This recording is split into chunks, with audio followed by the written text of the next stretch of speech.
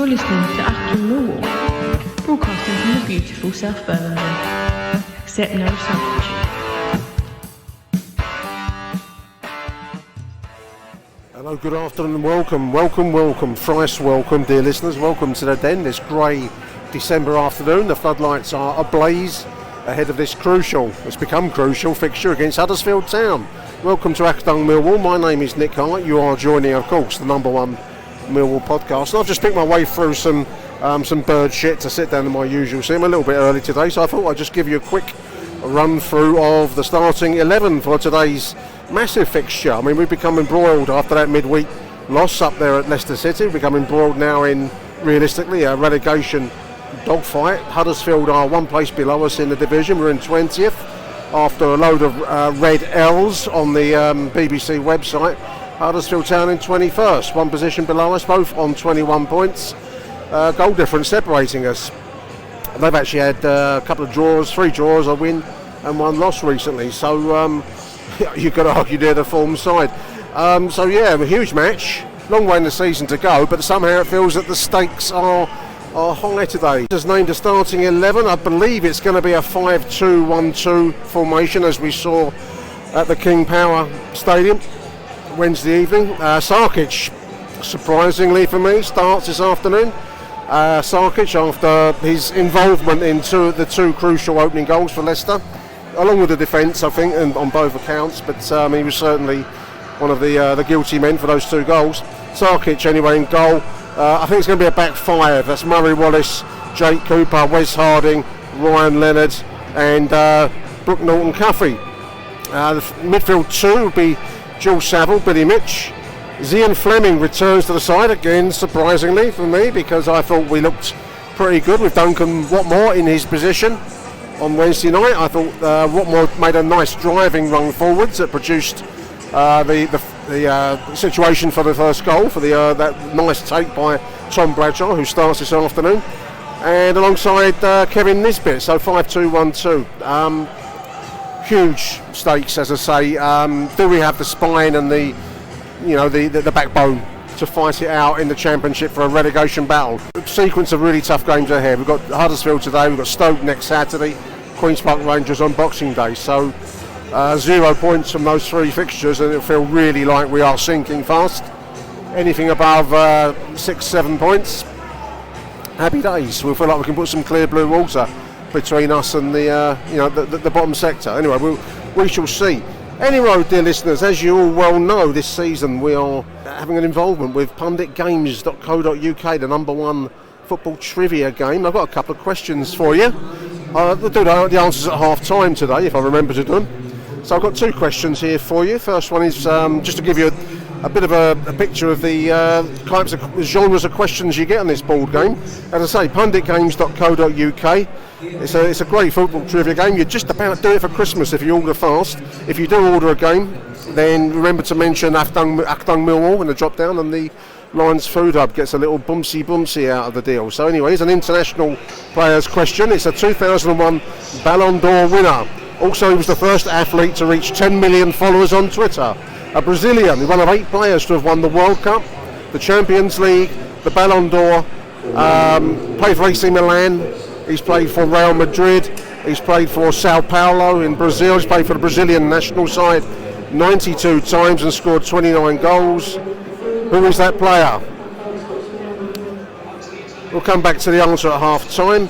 I've got another one here for you though, a Football League question. You can think over the Brazilian who's won it all so far, but this one is the only player to have scored a hat-trick in all 4 English divisions. A tiny striker, also known for his somersault celebration, which he had to use plenty of times during a prolific career, including 59 caps for Wales and 16 goals for the Welsh national side. His career has taken in places like Cardiff, 183 appearances and 86 goals for Cardiff, West Brom, 43 starts, 12 goals, Norwich City, Derby County, Nottingham Forest, 102 starts, 27 goals, and then gone on to Blackpool, American football, Toronto, Canadian football, Vancouver, and now coaching in Orange County, the OC, out there in Florida. So he's scored a hat-trick in all 4 divisions, Welsh striker with a somersault. Come back to those 2 questions at the end, at the half-time. Visit punditgames.co.uk to order your copy now. Listeners, it must be a stag do or something, or a bet. Perhaps there's a bunch of blokes just walked in, all wearing anoraks with bow ties. They've got a white shirt with a little black bow tie, and wearing flat caps as well. They've got a kind of thin, pinched, kind of gaunt look about them. Bet, stag do? I don't know. Anyway, you see it all down here at the Den, don't you, dear listeners? Just waiting for the two teams to come into the stadium whilst Mr. Python goes into full manumission club mode. Sparsely populated Den, though, dear listeners. I think the wearing effect of the form this season starting to play its part. We've got empty seats around me. Normally this is the group on German stand, but today it's just me and the bird shit in the corner. That's nice. People shaking their hands out for the showing up looking like that. Well played, everyone. Here come the two sides, dear listeners.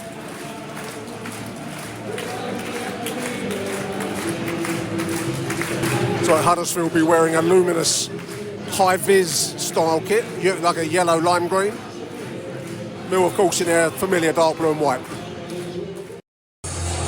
Both teams line up to kick off. Millwall will be attacking the away end in the first half. As per chapter 1 verse 1 of the Anglo-Saxon Chronicle, knocked out by the old Venerable Bede back there in Jarrow Monastery, 9th century England. It's going to be Huddersfield to kick us off, and away we jolly well go, dear listeners. Attacking lineup today, 2 strikers. Let's hope it gets some rewards. This is Huddersfield early, the 25. Just from the first move of the game, there's a shot block there. 14 now on the right side of Mill penalty area. That's a wayward shot wide, by the derision around me. Long raking Jake ball, trying to find Norton Cuffy. It bounces not kindly for him on the right side. There's a cross in, that's took a deflection. That should be a corner. No, didn't take a deflection. Goal kick. It came off his toe below own boots, dear listeners. A bit like me when I was trying to learn how to drive a golf club. Sliced in the same manner that I was slicing them, unpredictably. We're pressing well. One thing I did think we did very nicely up there at Leicester was the pressing side of the game. That is something that Joe Edwards has tried to introduce to the side. As the ball forwards, that Jake should get that and does. Back to Sarkic. I thought we pressed well at Leicester. That was a game that got away for us for 1,000,001 reasons. I'm not going to go into it again today, but that is pleasing to see us do it again today. Lovely little take and turn there by Fleming. It's on the left side. It's a ball into the box. Oh, it falls out to Cuffy. He just couldn't bring it under control. Bradshaw, who hits it over. Nice crossing by Zian Fleming. We're on 7 minutes. Just wouldn't fall right for Brooke Norton Cuffy. And then it was a tough gig for Tom Bradshaw. Hooked it high, unfortunately. Chance from Millwall, though. First chance of the game. We do look a little bit brighter so far. I hesitate to say that. We're coming towards about 8 minutes or so into the game. That was a good chance there for Millwall a few moments ago. Words like pivotal and monumental. I don't know. The modern game is replete with hyperbole.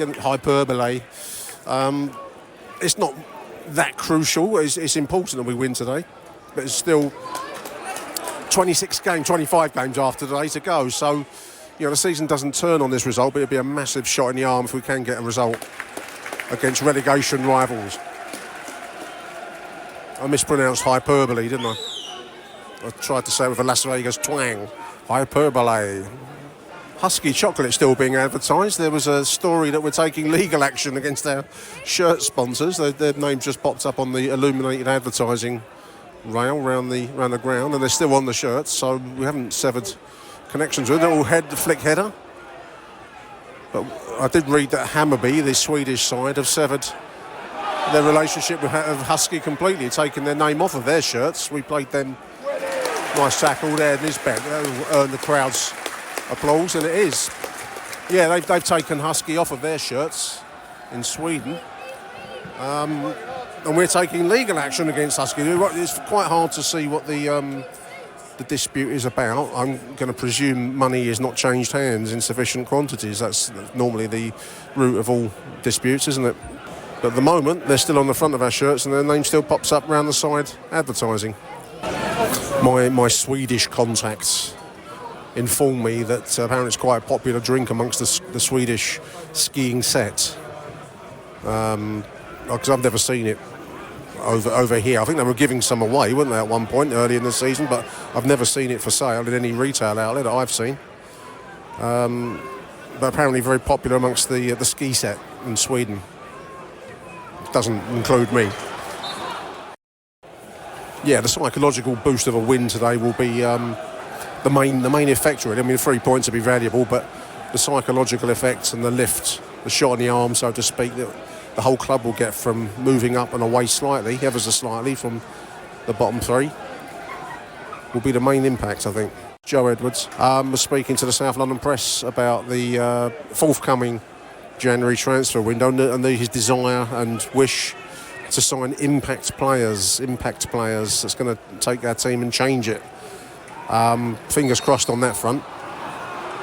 No word on who that might be, but one thing I did notice, and it's been noticed around the Den, is that Romain Essay's not even on the bench this afternoon, so give me a better conspiracy theory than one I've come up with. Jameson, ginger and lime being advertised on the boards. I could do with one of those right now. That will go down very nicely.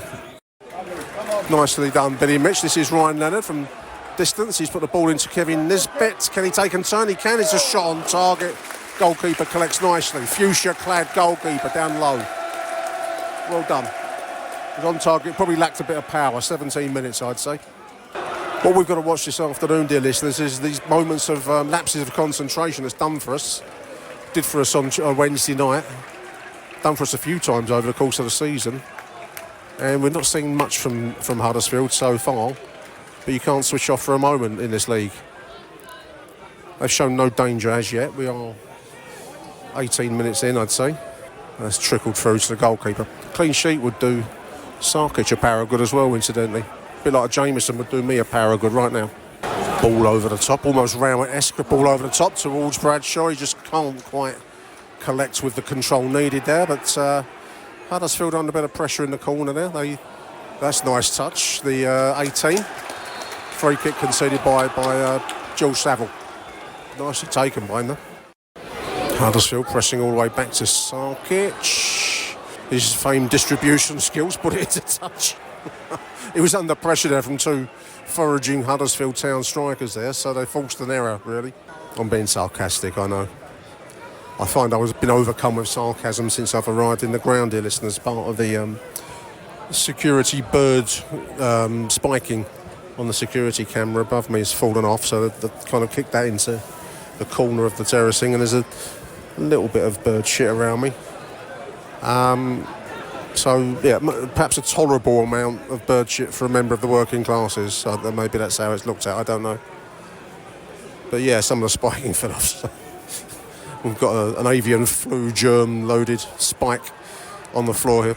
The lowest form of wit, sarcasm, isn't it, dear listeners? They say. I want to know what the highest form of wit is.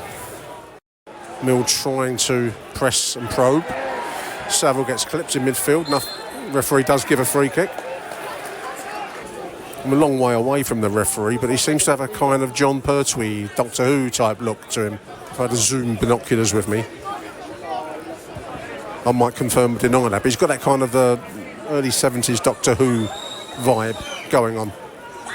Free kick Millwall, just inside the left of the centre circle, just inside the Huddersfield half.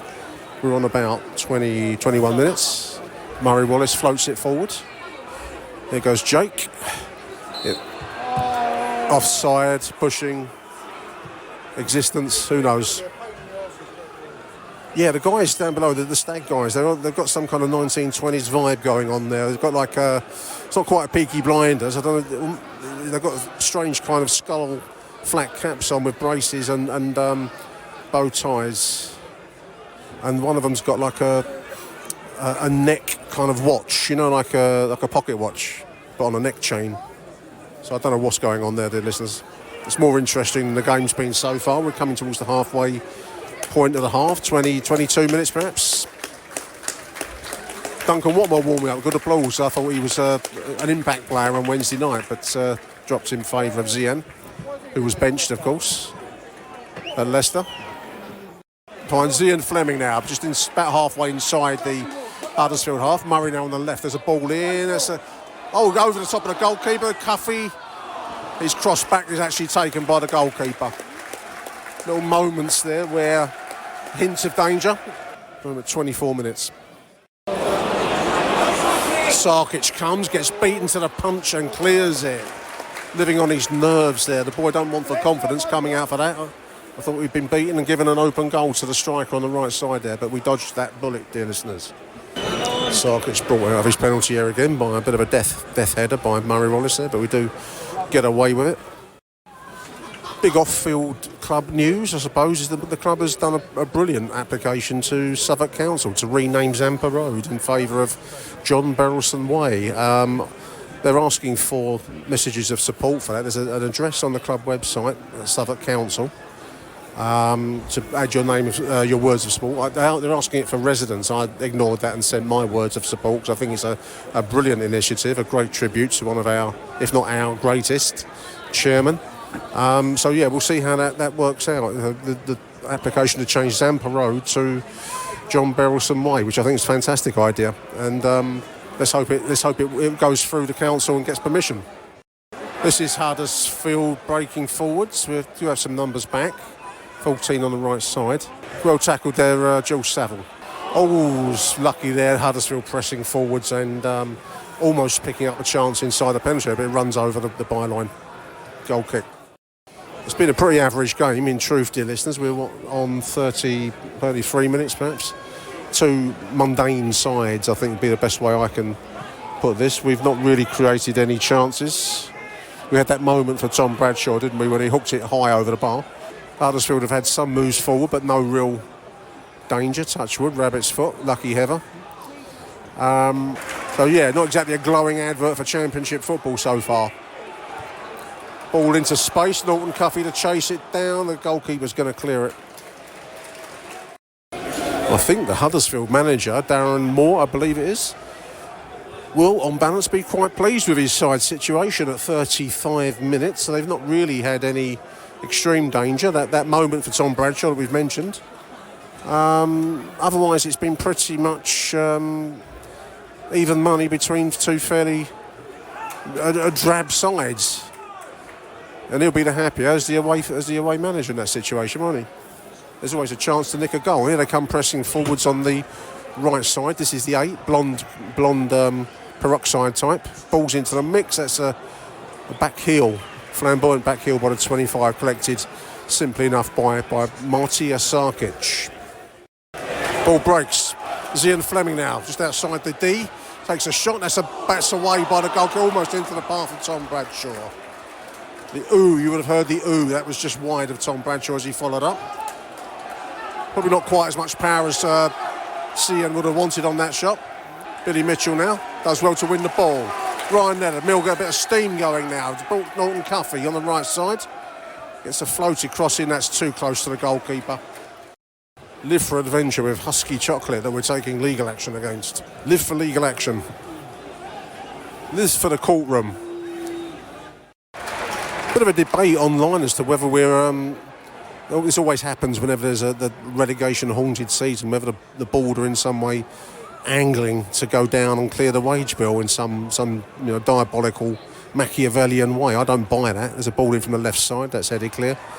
The loss of income by falling into League One is dramatic.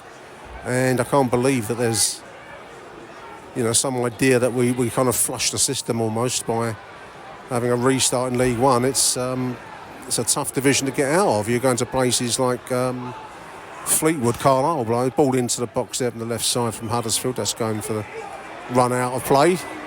I don't. The drop off in crowds, the drop off in income, you name it. There's no upside to relegation, in my opinion. So this is indeed a big January transfer window where, as Joe Edwards has rightly put it to the South London, we need to get players that are going to make an impact, because at the moment the squad we have doesn't really make much of an impact on anybody.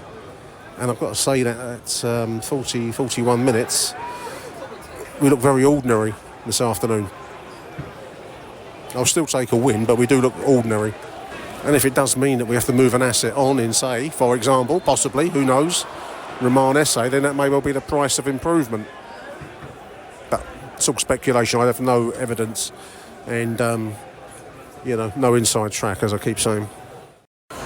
It's a poor game of football, dear listeners. Let me just tell you that much. Wherever you're listening around the world, around the globe, big shout out to all of our Australian listeners, our Canadian listeners, our American listeners, and anywhere else in the seven seas. This is a mundane game of football. I'll let your imagination do the rest on a cold, darkening December afternoon in South Bermondsey. Liven up, some of the shouts from the other side of the stadium. If only. Bradshaw gets clattered, thankfully getting a free kick. It's coming towards 44 minutes, 45. Murray launches it high towards Jake. It hits a yellow-clad head. It's bouncing around, it falls to Wes Harding. Ball shot from Wes Harding, taken nicely enough by the goalkeeper, actually.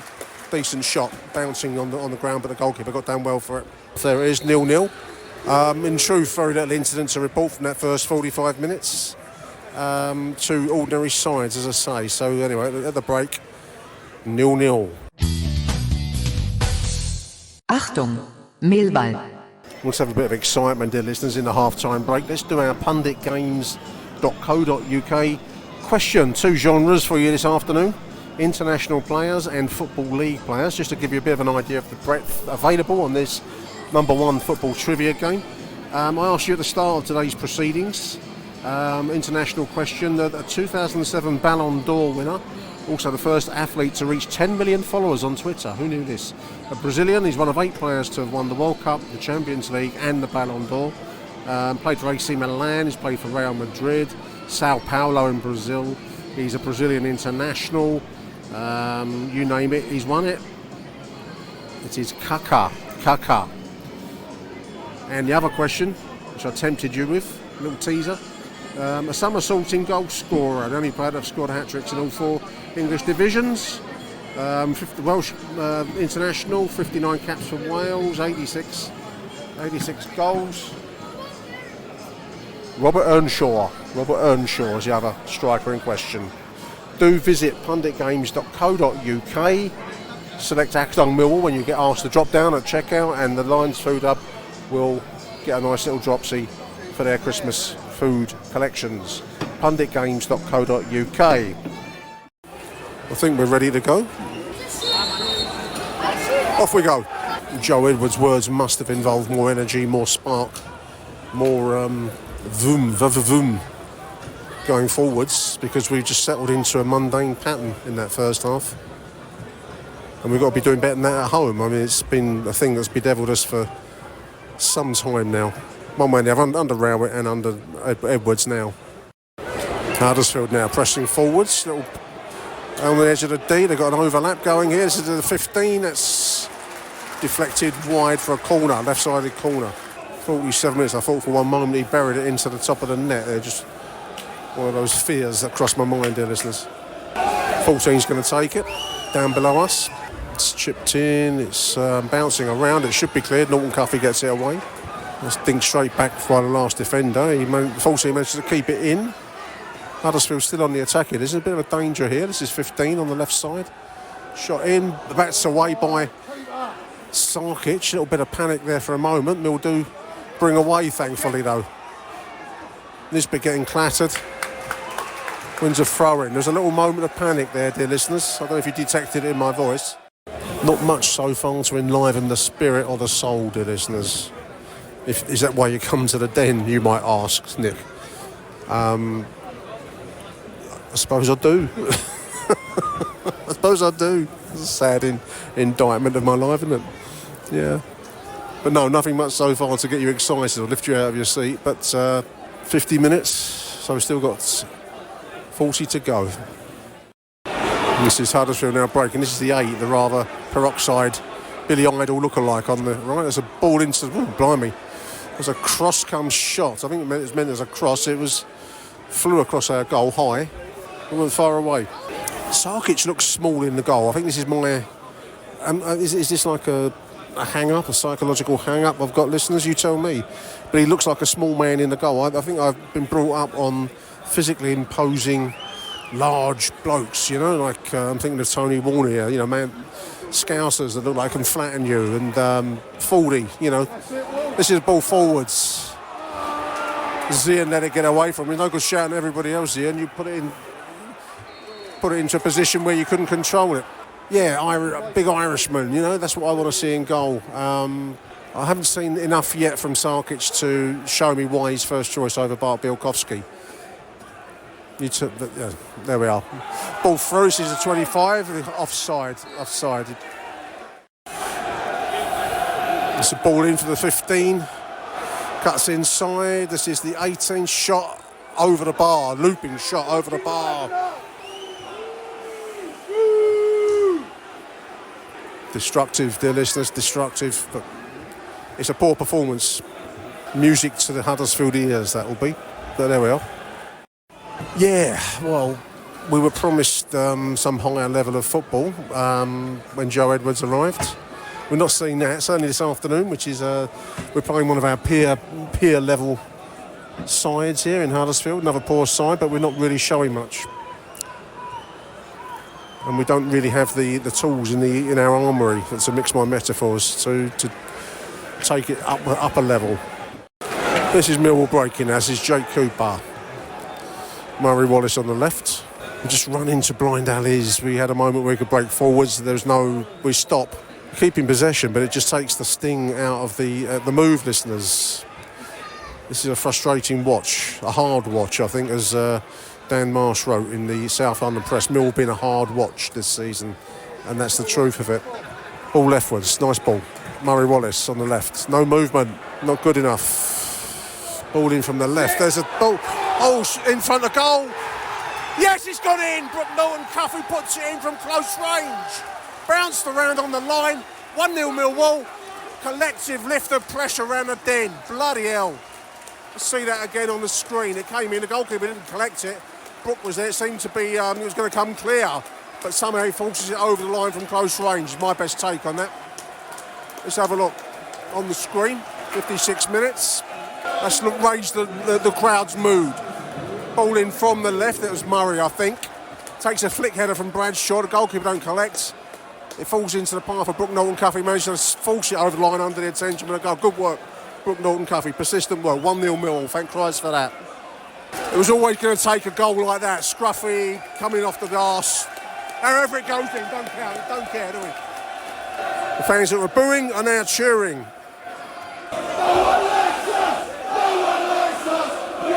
They put a bit of atmosphere into the ground, at least, their listeners. That's good. Michael Avery. Michael. I thought I'd come to Groupon Corner. Groupon Corner. Bird shit corner, mate. Yeah, some things don't change. What do you think of the goal?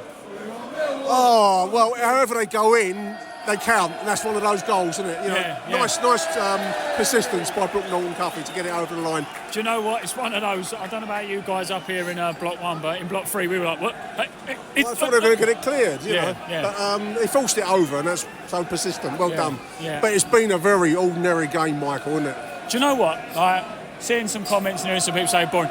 Do you know, it is a little bit dull, I'm not going to lie, and that goal hasn't massively sparked too much life into it, but it's not disastrous, you know. Well, we weren't losing it, that's for sure. Yeah, exactly. That's what I said down there about 42 minutes. I was like, positive means we ain't let a goal in. But, as I said, apart from just a couple of moments ago, Huddersfield have done absolutely nothing to us. No, they come out pressing, but not been any danger. There's a long ball there towards Brooke Norton-Cuffy, goal scorer. He's taken that nicely into the attention of now three defenders, though, unfortunately.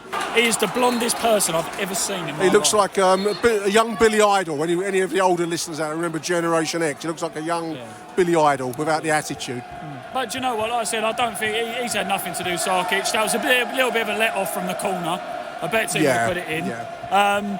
But again, ultimately, you can only play what's in front of you. Like we were saying the other day about Leicester and Ipswich. Good sides, they take it to the sword. You play against teams in the bottom of the table, you've got to beat them, and that's what we're doing at the moment. Thankfully, we got in front. That was a big collective sigh of relief when that ball crossed the line. However it went over, it don't matter. Hey-ho. Hey-ho. We're saying about Nisbet and Bradshaw, I don't think they're doing too bad together. I mean, they're not playing the classic Paul Moody, Neil Harris.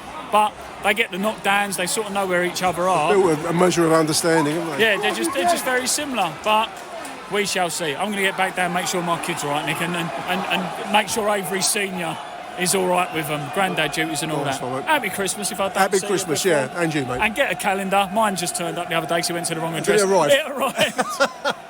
The first one or the second one? Blame Royal Mail. Good stuff. Yeah. Ho, ho, ho. Do check out Michael's Erith Town Dockers Debate series, by the way. Well worth a listen. Nice one, Michael. 62 minutes. The crowd is certainly enlivened. That goal has had a pick-me-up effect, listeners. A bit like the Jameson that I was dreaming of earlier on. The ball comes to the 25, little moment there. Ball across the goal. Blimey, if they had men following in there, they would have had an open goal. But as it is, it falls to Ryan Leonard, who clears it. Looks like Mill going to make some substitutions. Fleming coming out. In comes Watmore. I think that's a justified move. He's not had a particularly big impact on today's game. Zian Fleming, in my opinion. It's the return of Joe Bryan, is it? Murray Wallace coming out. Good to see you. A decent player. So let's hope he can have an influence on the remaining 26 minutes. Ball breaks. This is Nisbet. It's going to go back to Jake. Takes it quite nicely, actually. Oh, it was an awful ball. It's an awful ball. And classes his man, gives away a free kick. Franz Beckenbauer, eat your heart out. Famous German player for any younger listeners. I wonder who Franz Beckenbauer was. Thinking of the crooked FIFA official he became. He was a good footballer in his day. This is Joe Bryan breaking forward. He's a lovely ball in. This is Watmore, almost broke from Bryan with a follow-up. Nice break forwards. There's a moment of class and quality out of nowhere. 67 minutes. I don't know what the applause is for. Is it for Johnny Neal? No, I don't know. No. Is it for Johnny Neal, I wonder? Apologies, Liz. I'm going to have to correct the record when I get back online. Apologies for not knowing what that was about. I'm wondering whether it's for John Neal, a Millwall fan who passed away very recently. I mentioned him on the previous show. If so, well done to everyone for that applause. There we are. Millwall keeping possession well now. We look a different team suddenly with Joe Bryan in the side, listeners. We've got some vim and some energy, and Watmore, of course. Little take and turn was dribbled across to Nisbet. It's gone over. No, it's still in play. I thought he'd gone over the bar for a corner. This is Billy. Nice take, Watmore. 15 gets gas. Joe Bryan gets clipped by the 8. Yellow card for that. For one moment he'd hurt him, but he's up okay, walking away. 70 minutes. The game is transformed by the introduction of Joe Bryan already. I think he's made an immediate impact. We can see that what a quality player he is. He's certainly made an impact in this game. A second goal would be really, really nice now, listeners. That would send me home tonight in a very, very affable mood. And I may well treat myself to... I think we've got some Jameson indoors. I might have a Jameson. I've been inspired. Advertising, subconscious advertising has worked. I may well have one later on. Then it comes from Saville. It falls to Billy Mitch. Brooke Norton-Cuffy now on the halfway line. We'll keep in possession. Jules Sav. Ball forwards into Jake Cooper playing as a forward there. He gets clipped. This is Brooke Norton-Cuffy on the right side now, attacking the fullback. He jinks into the box. He gets no space. It falls to Jules. Saville fires over on the... had to take it first time. Nice shot. Just over the left-hand side of the crossbar. 72 minutes. Millwall looks suddenly a lot more dangerous coming down that left side, listeners. And I'm not going to be horrid to Murray Wallace because I think he's a very honest player, but you can just tell the attacking quality of Joe Bryan as he's come into the game. Game has opened up considerably from what it was in the first half, certainly since the Millwall goal. 18 now, is it a penalty? There's a shot blocked. Keeper's going to come and takes it. It's a goal kick. 78 minutes. Danger zone from the Millwall perspective this season. Giving away sloppy, silly goals late. This is Mill back in possession now, down at the Huddersfield end. Brooke Norton-Cuffy. We're just trying to keep it on the right side, really. 87 minutes, I make it. Be an invaluable win if we can retain it, but here come Huddersfield, and that's going to go for left-sided corner. In comes the corner, it's bouncing around, hoofed clear. Blimey. It's a good job I'm on some serious level heart medication, listeners. 6 minutes.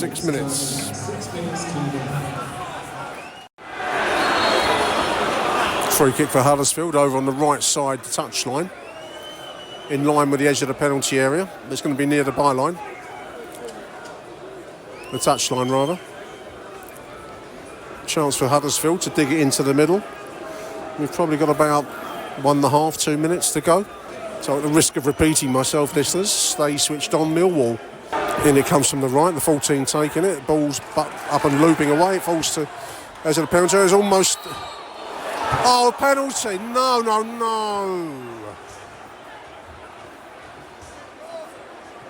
Oh, my word. Handball. I didn't see it. Bloody hell. Millwall. Late penalty. Ball, volley dinked back in. It must have hit someone's hand, and he's given it like a shot. This would be on the brink of full time. Last-ditch penalty. Would you believe it? Here we go. Takes it. One each.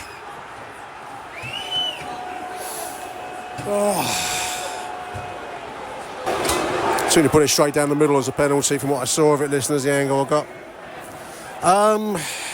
One each. Referee's decision, what can I say? I mean, in fairness, the Huddersfield team appealed as soon as the ball came flying in. A lot of people packed into a tight space. Maybe you get a ricochet and it hits someone in the hand. I'm guessing that's what it was. I missed it in real time. We've looked a lot better since Watmore and Joe Bryan have come into the game. But as ever this season, we're letting goals get sloppiness and refereeing decisions are costing us. There it is, 1-1. Referee's decision settles it as a draw. As I say, I didn't see enough of it in real time to really comment. Looked like the ball's pumped into the melee and he's awarded a penalty. So there it is, 1-1. First half, poor, ordinary, dreary. Second half, better once we got the goal, which was well worked by Brooke Norton-Cuffy from that left-sided cross. And with the introduction of Joe Bryan and Duncan Watmore, I thought we looked a much better side. Then obviously the referees intervened at the death of proceedings. So there are positives to take forwards. This game was hyped up slightly to be this kind of titanic clash. It probably wasn't that. Two fairly ordinary sides in truth, but we looked like we had better players to bring in. So on to Stoke. Finishes Millwall 1, Huddersfield Town 1. Achtung, Millwall. Big welcome on the show to review yesterday's 1-1 draw is Mr. Harry Warren. Sunday morning with H. How you doing, H? I'm all right. This feels like Sunday morning with H sounds like a really shit sort of BBC. Like a Laura Koonsberg. Yeah. 99p store version. Where I invite sort of various left-wing politicians and grill them. Or maybe the 98p store version of Laura Koonsberg, I don't know. We're reviewing yesterday's, in the end, a frustrating draw. I mean, obviously, the late penalty took away a lot of the taste from yesterday.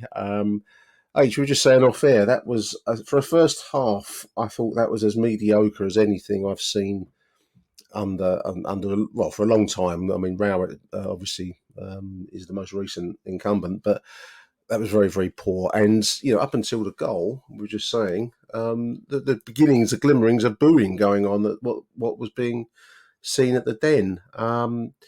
We livened up after the goal, though, didn't we, yesterday? Yeah, I can't remember anything that happened in the first half. Can you? I just seem to remember...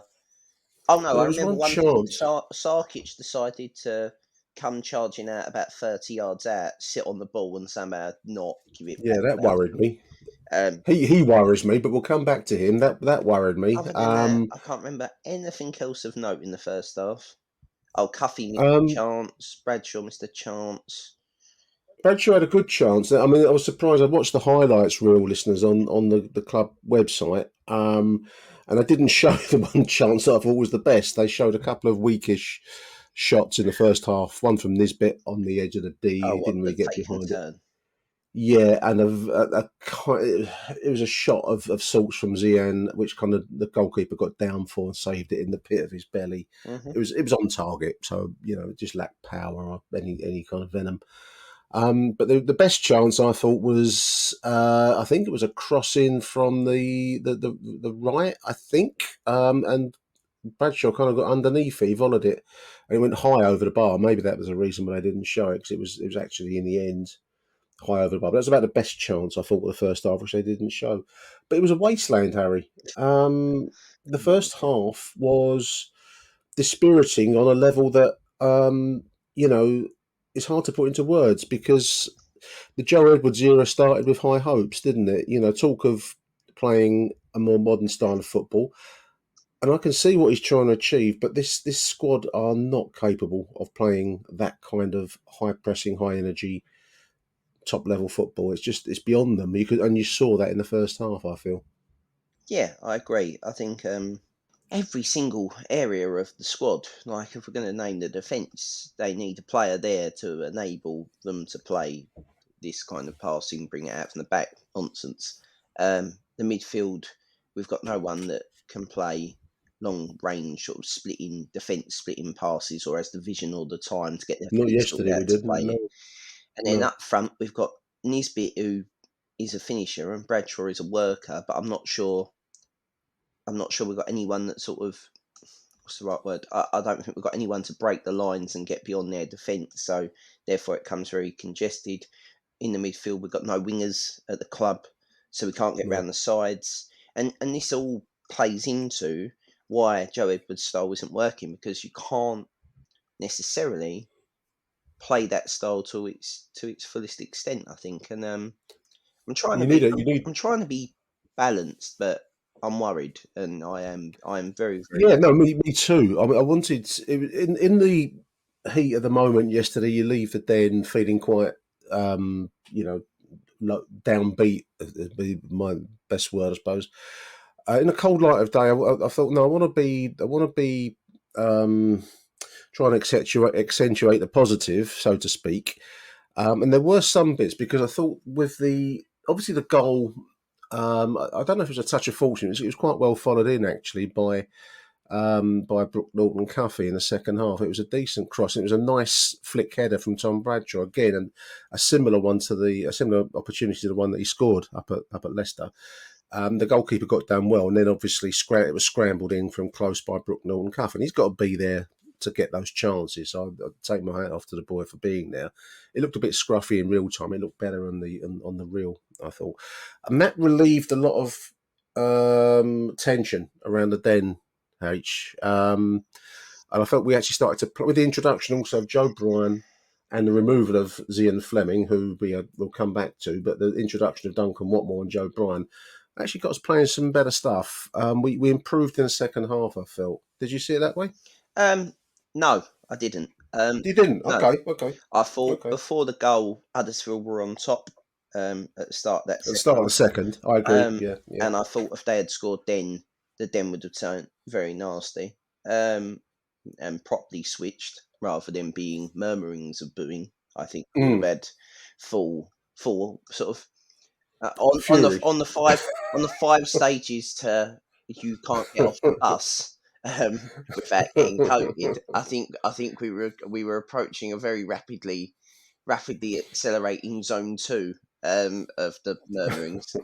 But we managed to score against the run of play. Murray Wallace sort of aimlessly smashed the cross in, and somehow their keeper made a fumble with it, and we took our chance. Yeah, Dunk was better than Zian.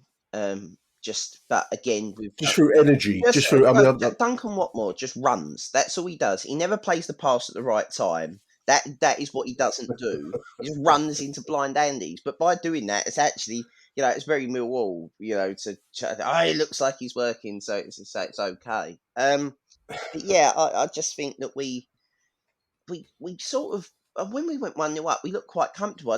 I then thought that knocked the stuffing out of Huddersfield, and I couldn't see him getting back into it in any way, shape, or form. I didn't think that we'd necessarily improved. I just felt a collective weight had been lifted from their shoulders, and they just sort of were like, "Oh well, we're 1-0 up, and we don't really need to overly commit to this, and we can sort of hit them on the break now, and it's all right, and it looked fine, as you said." And Byron looked good when he come on with the ball at his feet, and we started to move the ball a little bit better in the sense that I felt more confident.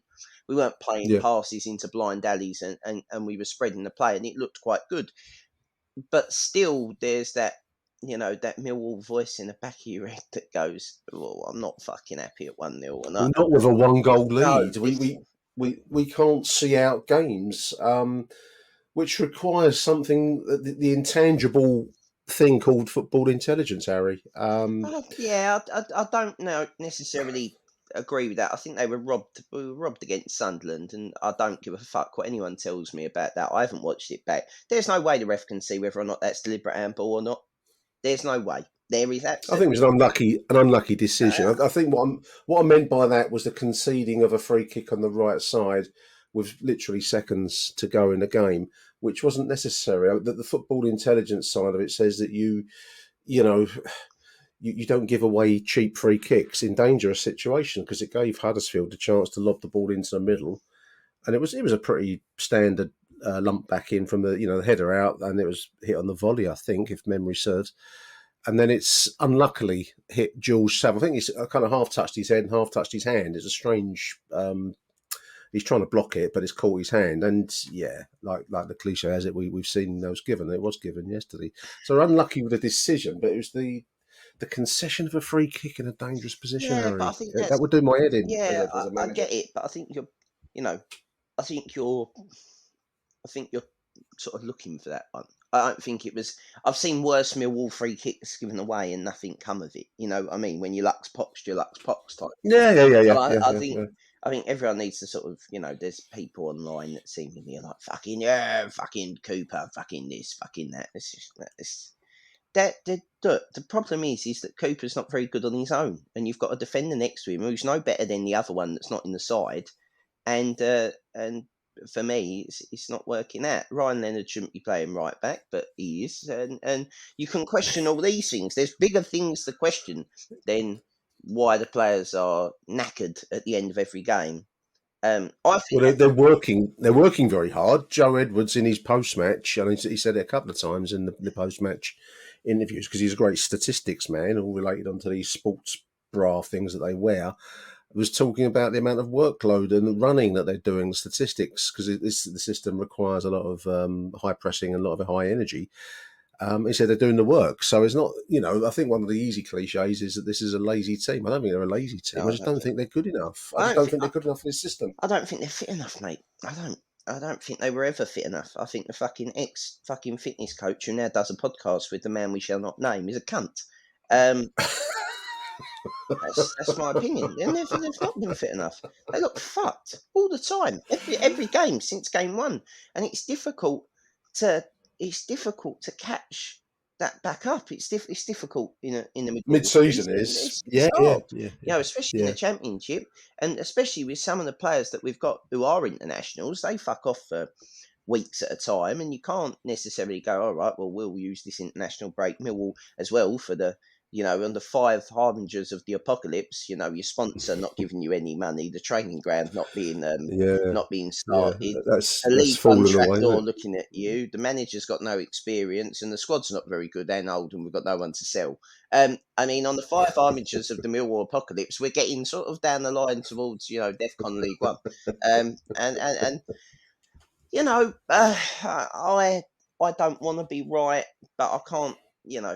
I know we drew yesterday, but everyone gave it the big one, like in group chats and whatever. We've got to get something from this game. We've got to win this game.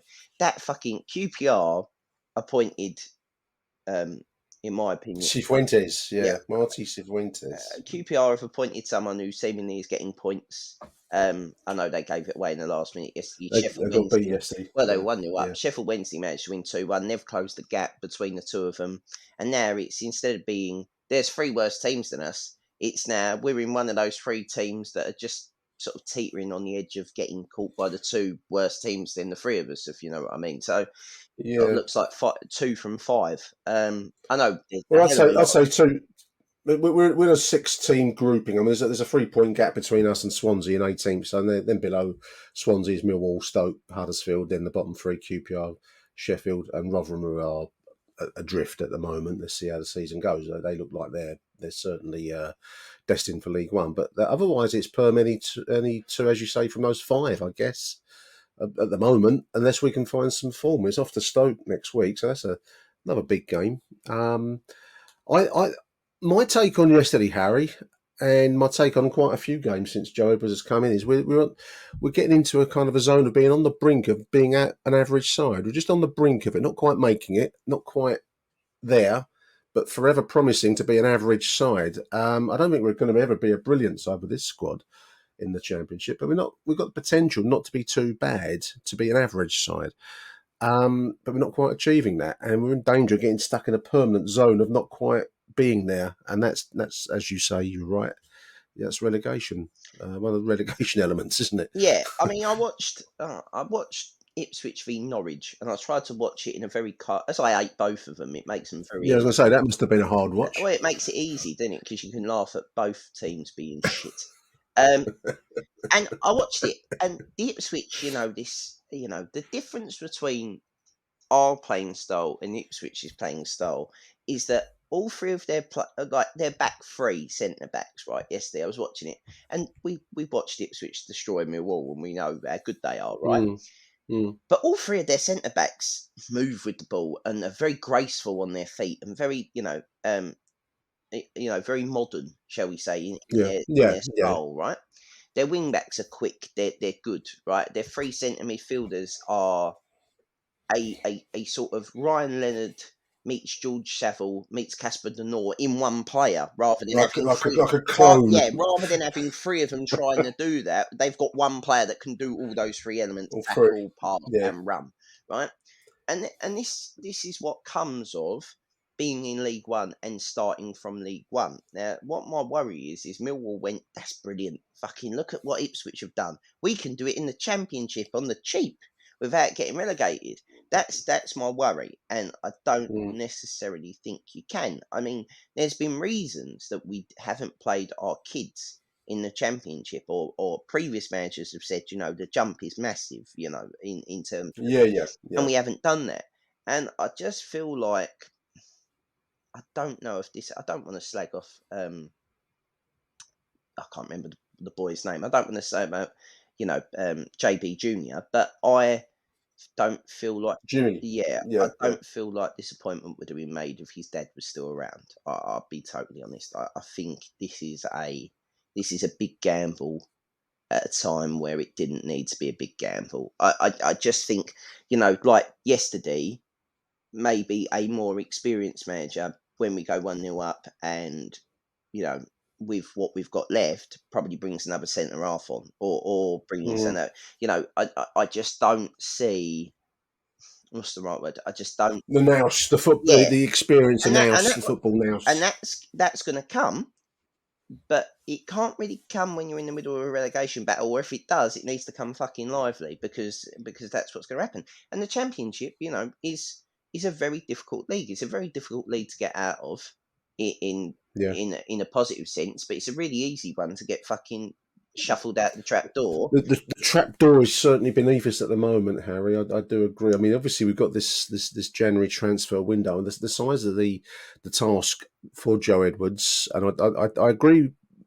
I agree that it was a gamble to appoint him. I like the ambition and the aim behind it, but we are in the middle. I mean, we've got 25 games to go now in the season, so actually it starts to narrow very quickly. Once you get past Christmas, the season, starts to become very, very shortened very quickly. So we do need to find some answers quickly. There was a thing in the South London. I'm just trying to find the article on the South London website, that we're hunting impact players that can come in and make a quick difference to us. So we'll see how that shapes up. I fucking hate the fucking word we're looking for What's that? impact. Impact players. That's an Americanism, isn't it? It's an So American football. bollocks. Just more and Impact more players. fucking club bollocks. Just platted out at any fucking moment. Don't read it. So it's Don't fucking read any of this shit. Just turn up with I your have brand. to because I do a Not you. podcast and I'm people. saying this wider. You can palm it out on this. Just fucking. Just stop reading all this shit. Stop listening to Gary Rowett. Stop fucking reading the articles. You're gonna make yourselves ill. Just walk away from it all. The fucking output from the PR fucking machine. The logic of that is don't go and watch football because it will make you. It will do your head in. There's listeners out there. Obviously, the penalty. Yeah, I mean, I had watched it on the reel this morning, which was last gasp. It hits his. You can see it. It's kind of half hits his head, it seems, and then touches his hand, and the referee straight to the spot, and that's. It certainly touches his hand, so you can't really argue if he's in the penalty area. So there it is.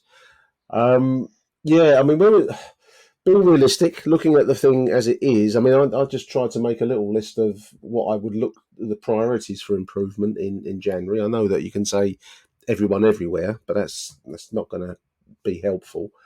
I mean, I'm thinking the defence looks so fragile, Harry, and I think you're right about the quality of the central defenders.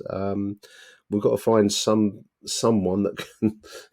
I mean, at the moment, our best two players yesterday were two fragile, delicate roses. One was called Ryan Leonard, and the other one, I thought, when he came in, was Joe Bryan, because they stood out to me.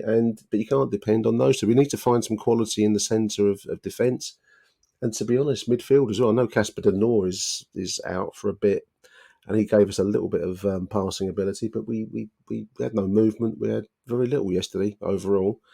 I'll make those the areas for improvement, priority-wise. What do you see? Do you think? If you were to get Byron into the side, Brian, yeah, you get that's the left back issue solved. Yeah. I'm still not sure on Norton Cuffy. I know he scored. I just don't. What he is. Do you know what he is? Because he's not a defender.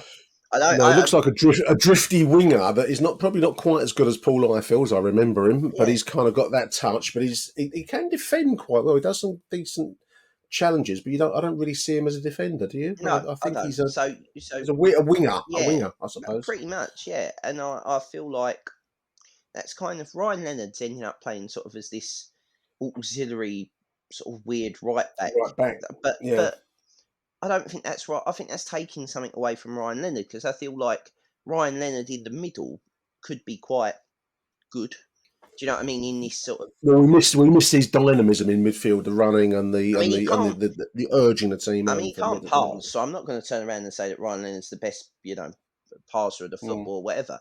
But what he would do is he'd definitely give you that box to box energy that I think we kind of need, and just to get you up the pitch. So I think maybe the injuries aren't helping a little bit, but I just think we've only got one plan. That's another thing. Like, you look at our bench and you think, who's going to come on and change this or make an impact or swing a ball in or beat a man and get it to the byline and put it back? You know what I mean? We ain't got anyone that can do that. No. Imaku was on the bench. He's not that kind of player. Imaku is a pace forward. I still play him through the centre. I just don't get shoving him out. Didn't see him at all. No, I haven't seen him at all. That's also another thing. Is like, I think if you are going to go down, I'd rather go down with like this sort of proud. We're going to play the guns blazing, like two 6 shooters in both hands going out. We're going to go out at the Alamo, which is more Millwall, isn't it? But I'd rather play. If you are going to admit that we've got no money and we're not going to sign anyone, at least play the kids, because. And then there's this other SA not even on the bench. Now there's been an online debate as to whether SA's any.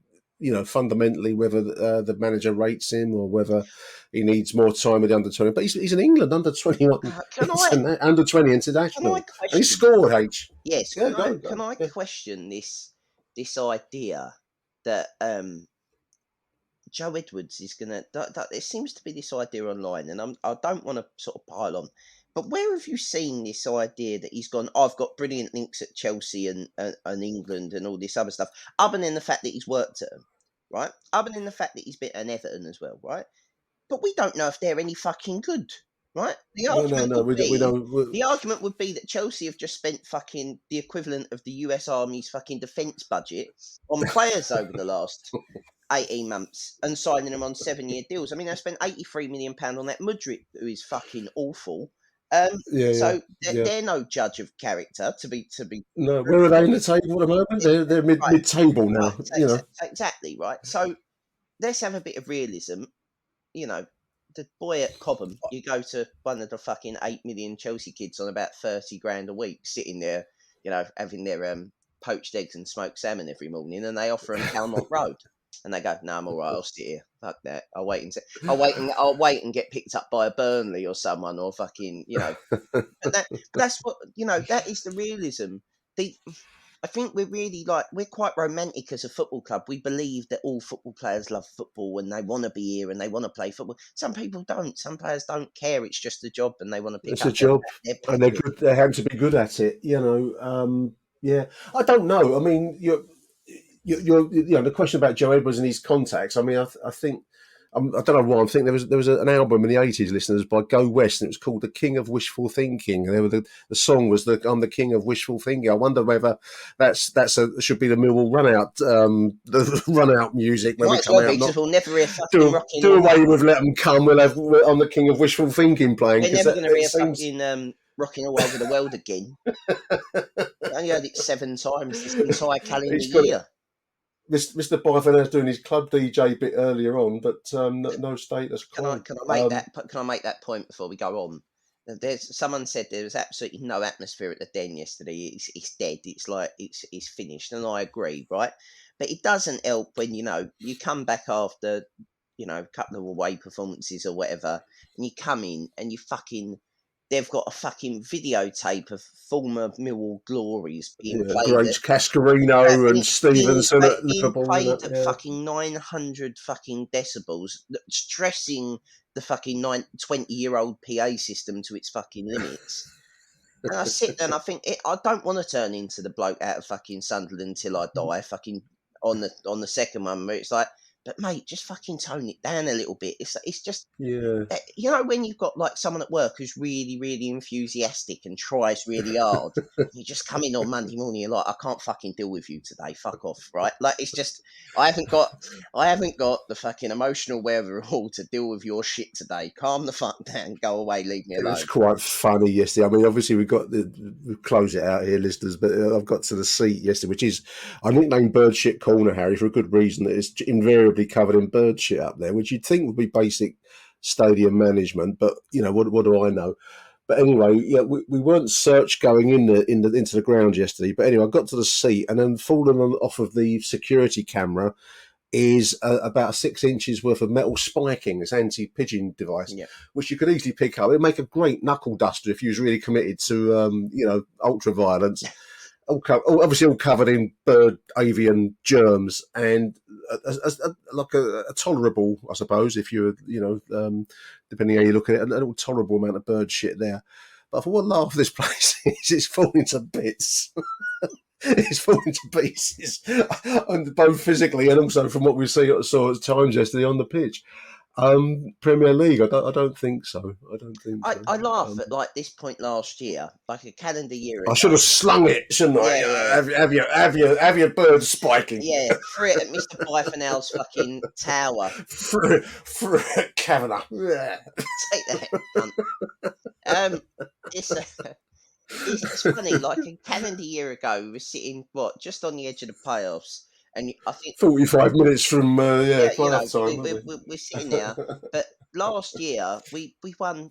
I saw a statistic and it was fucking shocking. We've only won 2 games at home this season, and the last time was like on the 22nd of September or something like that, right? Yeah. And I just think to myself, and it seemingly is like everything is conspiring against us to make it as fucking miserable as possible. Without quite we haven't gone full. It's the hope that kills you, and we haven't gone quite into the full sort of we're so bad you've got to laugh because if you didn't we'd cry. We're on the brink of being very average, but not quite getting there. We're scrambling for we're sort of one of them soap sort of cliffhangers where they're trying to fight against like drowning in the sinking boat, and they're trying to get to the door, and the fingertips are scratching at the fucking trap door to get out, and that's what I feel like we are. But sort of, we've got Captain Pugwash, I think, been given the helm, and he's sort of standing on the front waiting to go down with the ship. Also, you've got to think, and I'll say this: at what point, like, I don't know, it's a horrible thing, isn't it? But will Millwall, if we were to lose 3 games on the spin and end up very much mired in the relegation zone, at what point do Millwall go, this isn't working? This Edwards thing is not working. I mean, obviously if it's a project, surely you got to go with it. Yeah, if it's a project, you got to go with it. But if that project takes you into relegation, you've got to say the project is bigger than the immediate results of the club, which I think is.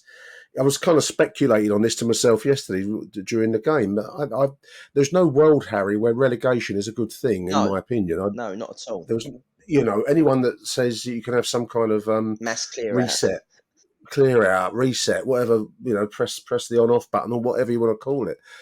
I don't buy it, because League One, I was just looking at some of the teams in League One. You got the Fleetwoods and odd bod places out in the middle of nowhere. Milton Keynes are in League Two, but anyway, you got that level of club, and that's what you're talking about. And it's a grim northern Exeter City, a really fucking northern wasteland. The extremities of what's there? 1 London club, probably 2, and their AFC Wimbledon, maybe Charlton. That's it. There's Charlton at the moment, Leighton Orient, Wickham. We get a Neil Harris back to the den with Cambridge now. Who's he got a win yesterday? He won yesterday. 4 out of 6. Reading obviously are adrift in League One, but anyway, that's the point being that you don't want to find yourself in that division, because we've been there. You can easily do a Reading. I know Reading have got financial problems, but I mean, we don't know what's going on with the Husky thing, which looms up out just when you don't think it can get any worse. Another smattering of shit news drops upon, like the Berg guano in Block 1 drops upon. Well, the thing with Husky, I mean, obviously there's a report, listeners who haven't seen it, it's done the rounds on social media, but I'll repeat it here. City AM, which is like a financial district newspaper for foreign listeners, but they reported that Millwall have taken a lawsuit against this Husky chocolate company. I can only presume. It doesn't really give details of what the lawsuit relates to, but invariably, if a sponsorship, then it's probably going to be money related, isn't it? It's lack of. Well, yeah. The interesting thing that I would say is of my they were quite big in motorsports for a little bit, Husky. Yeah, they were Formula One sponsorships. They had Formula One sponsorships with McLaren. They had in IndyCar, one of the big sort of, you've got Penske, who are a big team, and then you've got Chip Ganassi, who are the other team that win. They're not backed by manufacturers, but yeah.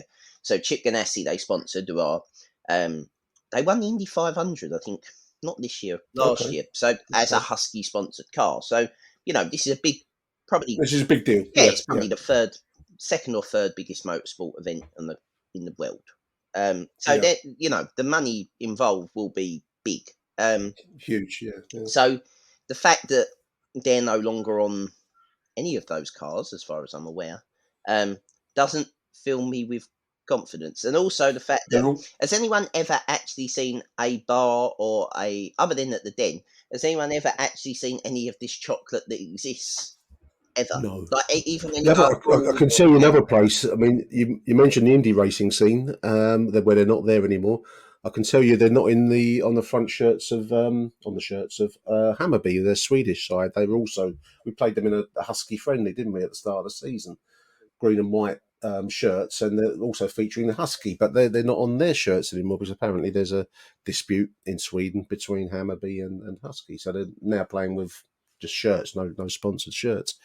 So no, I mean, you can only speculate on what the lawsuit is. I can't believe it's going to be anything else other than non-payment of money. So, although we did see their adverts on display yesterday, and obviously still on the shirts at the moment. So it's listed as a claim now. Where this will go, I don't know. I've never seen the product on sale. I do understand from our Stockholm contacts that it's big. It's a product that's amongst the Swedish skiing set, which I'm not a member of, Harry. I don't know if you're a member No, of the I'm not. Swedish skiing I'm set. not middle class enough to have ever gone skiing. I am middle class enough to have bought something from Fortnum and Mason, but I'm not middle class enough to have But I've never seen it. Apparently, the chap I was talking to brings his two boys. Said they loved it because it's kind of heavy chocolate milk drink, very sweet. Apparently, yeah. which would probably put me off. I mean, but you know, it's the one you can get it in block. You can get it in the Dockers Lower. They've got like a proper Can you? machine with. Oh, can you? I didn't know that. It's all right. It's better than the sachets of shit. But to be fair, Yeah, all right yeah. on it's all right on a Tuesday night. But Saturday tipple is normally beer or Bovril for me, if I'm being totally honest. So it's not. What's the just to change the subject? And this just occurred to me. I've seen the beer machines around the den. Yes. Normally I'm driving, so I can't partake. But are they good? What are they like? All Yeah, right? they're good. They cut down. Beer wise and service wise. Yeah, that you serve yourself, so it's all right. So Yeah. there's sort of a man. There's a steward standing around with a cup. To keep order. Yeah, Yeah. Well, I suppose, and it doesn't. I had when I first saw it before I sort of understood how it works. I had fears of, well, this is going to cost the club thousands because it's going to be just now tap your cards for how many beers you want to pay for, but it doesn't. It dispense perfectly to a pint kind of thing. So you don't need you can't nick beer. Basically, is the thing. Because if there was a way to nick beer, it'd have been nicked. Someone will be at it. Yeah, right. Yeah, so absolutely. but yeah, they seem to cut the queues down, which is, I think, very good. That's part of the normal Millwall moan, isn't it? That the fucking poor queuing. The people behind the thing is forever. But I think the club sort of, if I'm being totally honest, don't help themselves when it comes to shit like that. Like, they probably should install more. And the way to get people into the den earlier is to make the beer cheaper before a certain time. It's worked at other football clubs. I don't get. You would get one. You get them in the house early. Yeah, that's the idea. If you sell, we're not particularly high. I think that was part of Cavs when they were looking at ways to raise money to fund this war chest to try and get us into the Premier League, which now looks laughable, doesn't it? But was that we don't sell. We're really low on the amount of beer we sell per person, and also there's a little bit of that. Also, it never helps. Let's make this right. Getting to the den this half of the season has been fucking awful. Now, it's been a mare. People say don't drive, take public transport. I'd say, well, what public transport has barely existed to get to the ground? It's not just that either. Like, even if you do drive, Rotherhive's there. Like, if you come from that's a madhouse. Fucking Jamaica Road's fucked. Surrey Quays is fucked. Blackwall Tunnel's fucked. So name a way to get to the den isn't maybe by helicopter. Or maybe by if you live in Canary Wharf, like a certain post ex-manager, you'd be all right. But other than that, you're fucked. So it's I just think that at the moment, like, everything that could go wrong in this first sort of half of the season is going wrong, and hopefully luck smiles upon us and it changes for the right reasons. But I think we definitely 7 games this calendar year. We're in December. I don't think. Is there another game before the end of the year? We've got the Boxing Day. We've got QPR. We've got QPR on Boxing Day. I think we've got Norwich on a Friday night. Like, that's purposely cruel, isn't it? To give us Norwich on a Friday night, Christmas time. Yeah, I don't know why that is so. But it'll be on Sky, and you'll get about 9,000 people in. I think they've got the New Year's Day fixture, which seems to be a sacrosanct thing down at Bristol. So I said maybe it's to fit in between with enough recovery. We always seem to get Bristol on New Year's Day, don't we? Yeah, it's to discourage you from travelling. I mean, New Year's Day is going to go down to Bristol, but there we are. Season needs to turn it around. H, I'm going to love you and leave you, mate. Big thank you to Harry for joining me on a Sunday morning. On to Stoke next week, I think, dear listeners, and let's keep your collective fingers around the world crossed that we can get something out of that game, because it is looking a bit League One-ish at the moment. Until the next edition of Achtung Mill is good night from me. Good night from Harry Warren. Good night from me, and good night from him. Arrivederci Millwall. Achtung, Millwall.